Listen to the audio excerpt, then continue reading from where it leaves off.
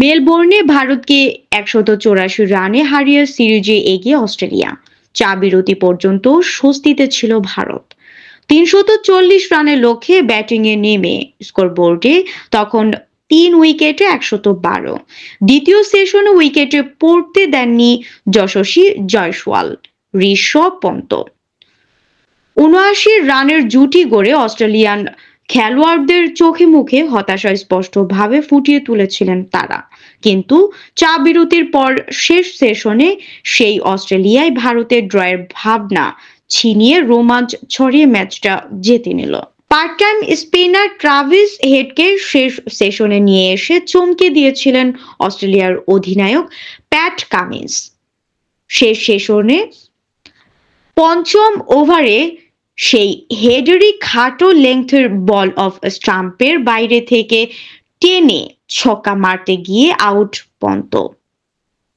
১০৪ বলে তার ৩০ রানের ইনিংসে শেষ হওয়ায় চতুর্থ উইকেটে ৮৮ রানে জুটিও ভাঙায় খুলে যায় দুয়ার। বলা ভালো, অস্ট্রেলিয়ায় খুলেছে কিসের জয়ে। ১২১ রানে ৪ উইকেটে হারানো ভারত এরপর মাত্র ৩৪ রানে হারিয়েছে বাকি ৬ উইকেট। সফরকারীদের ১৫৫ রানে অল আউট করে ১৮৪ রানের দারুণ জয় তুলে নেয় কামিন্সের দল। মেলবোর্নে এই জয়ে বর্ডার গাভাস্কার সিরিজে ২-১ ব্যবধানে এগিয়ে গেল অস্ট্রেলিয়া। সিরিজের পঞ্চম ও শেষ টেস্ট সিডনিতে ৩ জানুয়ারি শুরু হবে।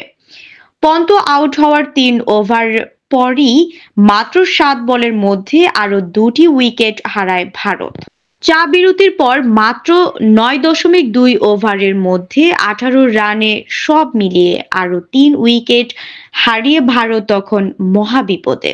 তবু আশা টিকে ছিল জয়সওয়ালে। এক পাশে ধ্যানমগ্ন ঋষির মতো ব্যাট করেছিলেন এই ওপেনার। সেই ঋষিকে ফিরতে হয়েছে তৃতীয় আম্পায়ারের দায়িত্বে থাকা বাংলাদেশের শরফুদ্দৌলার সাহসী এক সিদ্ধান্তে। প্রযুক্তিতে তোয়াক্কা না করে শরফুদ্দৌলার সেই আউট ঘোষণা তখনই আলোচনার জন্ম দিয়েছে। ওদিকে অস্ট্রেলিয়া মাঠে জয়ের সুবাস পেয়ে ফিল্ডারদের দিয়ে ব্যাটসম্যানদের ঘিরে ফেলে চেপে ধরে। ১৭ বল খেলা আকাশ দীপ বোল্যান্ডের বলে সেই চাপেই ফেসেছেন শর্ট লেগে হেডকে ক্যাচ দিয়ে।